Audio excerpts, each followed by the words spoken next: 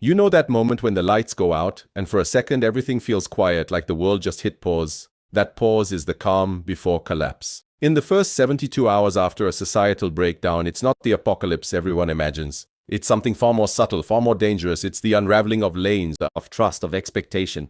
It looks like any ordinary evening until the ground beneath what you know gives way. And once that foundation cracks, survival becomes less about what you have and more about what you still know how to do.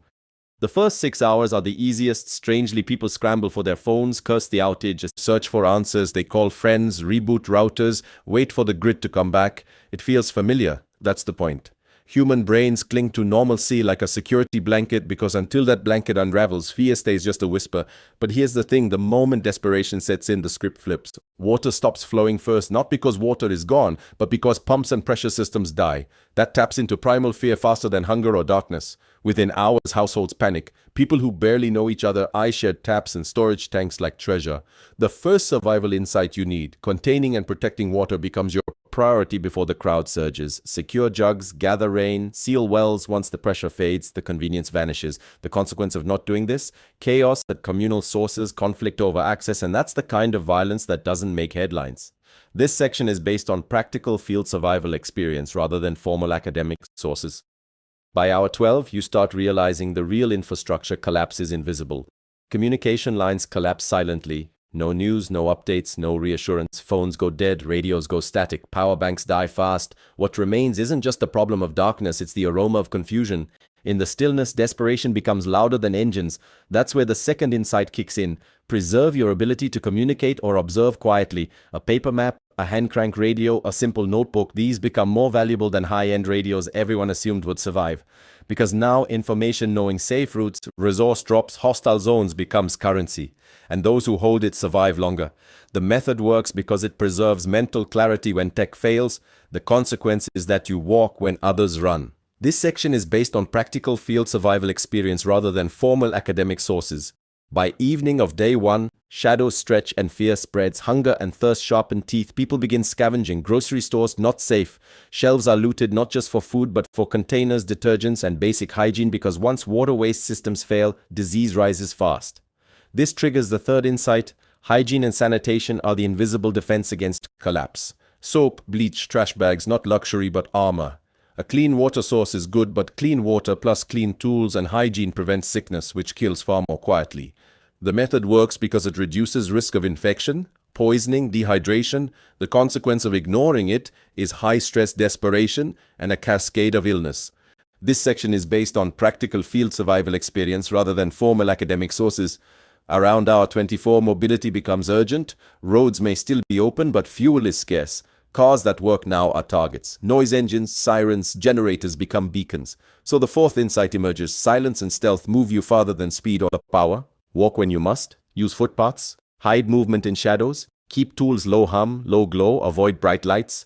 The method works because it reduces risk of attracting desperate people or desperate groups. The consequence is survival over chasing illusions of firepower or flash. This section is based on practical field survival experience rather than formal academic sources. By the end of day 2, people start forming groups not because they trust each other, but because desperation demands strength in numbers. But mass panic crowds attract more danger than protection. That's when you learn the fifth insight. Micro-alliances, small, task-focused, mutually beneficial, beat mobs every time.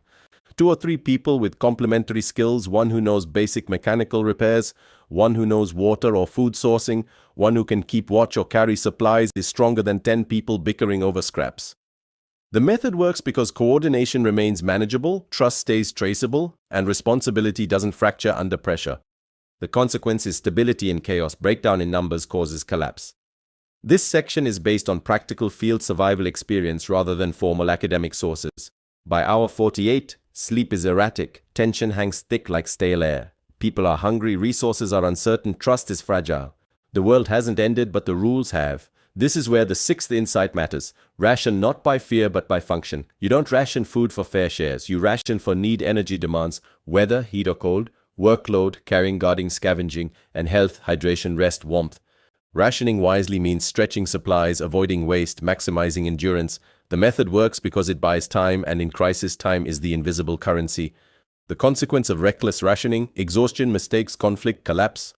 This section is based on practical field survival experience rather than formal academic sources.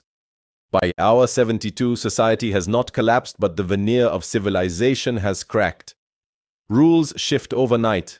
The invisible deals we all take for granted, law enforcement, power delivery, grocery restocking, they all become optional. Some places descend into mob rule, some people cling to order. In that void, your advantage lies not in gear, but in awareness and adaptability, calm. The real final insight: survival isn't about prepping for what you think will happen. It's about preparing for what you didn't see coming. Gear, skills, supplies matter. But adaptability, mentality, resilience, self-knowledge, those decide who gets to see day 4. This section is based on practical field survival experience rather than formal academic sources. So let me ask you this: when the quiet becomes cold, when water tastes like desperation, when lights won't come back and phones stay dead, will you still believe the normal world exists somewhere? Or will you accept that the world changed and adapt, because the first 72 hours aren't just a test of survival, they're a test of self. And the people who pass that test don't just survive the collapse, they become the backbone of whatever comes next.